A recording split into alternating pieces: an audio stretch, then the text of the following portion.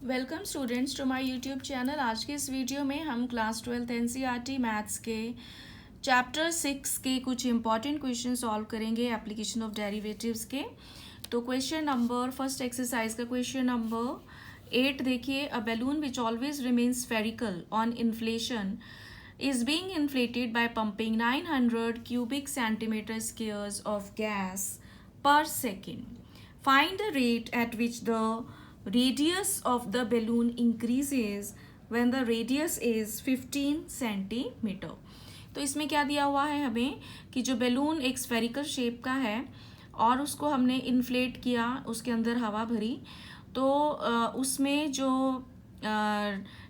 Rate of change of volume है वो है 900 क्यूबिक सेंटीमीटर ऑफ गैस पर सेकेंड लिखा है। तो dv बाई dt हमें दे रखा है 900 और हमें क्या निकालना है, find the rate at which the radius increases. तो dr बाई dt हमें फाइंड आउट करना है when r is equal to 15 centimetre. तो let us solve this question.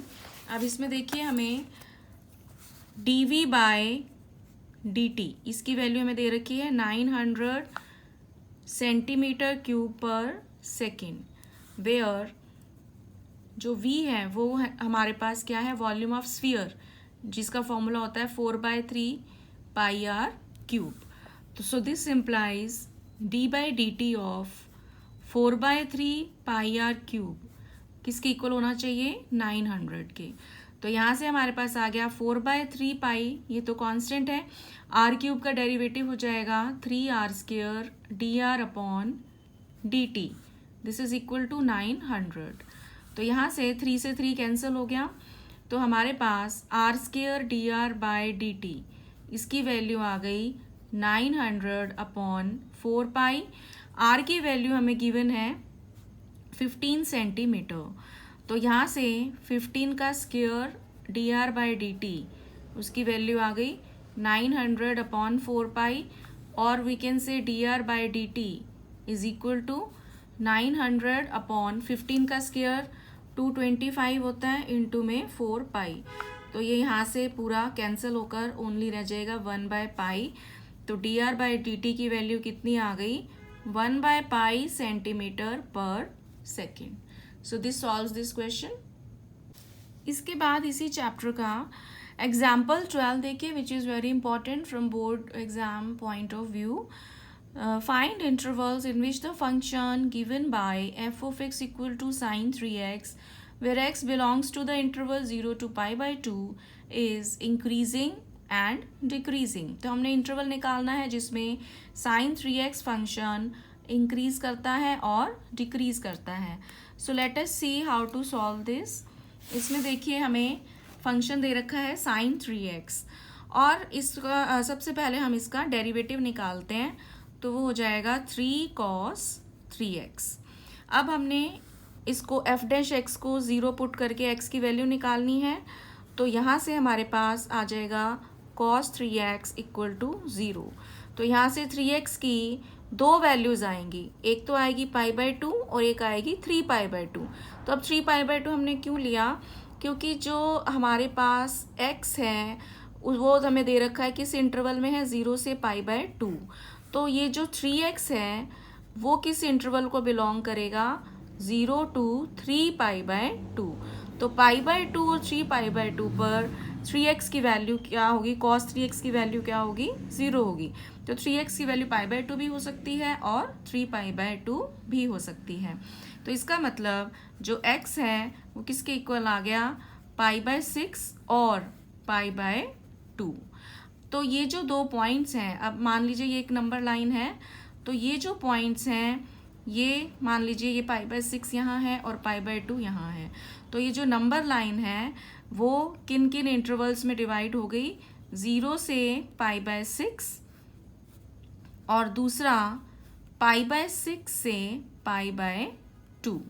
ये जो हमारा इंटरवल है था 0 से π/2, तो उसको हमने डिवाइड कर दिया दो इंटरवल्स में, 0 से π/6 एंड π/6 से π/2।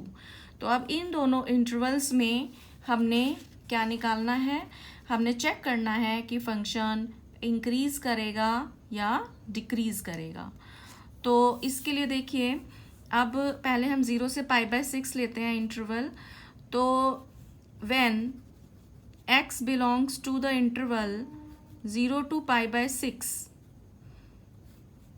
तो 3x जो है वो किस इंटरवल में आएगा, 0 से 3 π/6 यानी कि π/2। मतलब कि जो 3x है वो किसके बीच में लाई करेगा, 0 से π/2। अब हमें पता है कि जो कॉस का ग्राफ है वो किस तरह से होता है, इस तरह से चलता है कॉस का ग्राफ। ये वैल्यू यहाँ पर 1 है 0 पर, और ये π/2 पर हमारी 0 हो जाती है। तो ये जो 0 से π/2 में फंक्शन की वैल्यू हमेशा क्या रहती है, पॉजिटिव। तो f'(x) जो है वो ग्रेटर देन 0 होगा for all 3x belonging to 0 से π/2। तो यहाँ से हमारे पास आ गया कि हमारा जो फंक्शन है वो इस इंटरवल में, यानी कि 0 से π/2 जो 3x के लिए था वो x के लिए क्या है, 0 से π/6। तो इस इंटरवल के लिए हमारा जो फंक्शन है f वो क्या कर रहा है, इंक्रीज कर रहा है।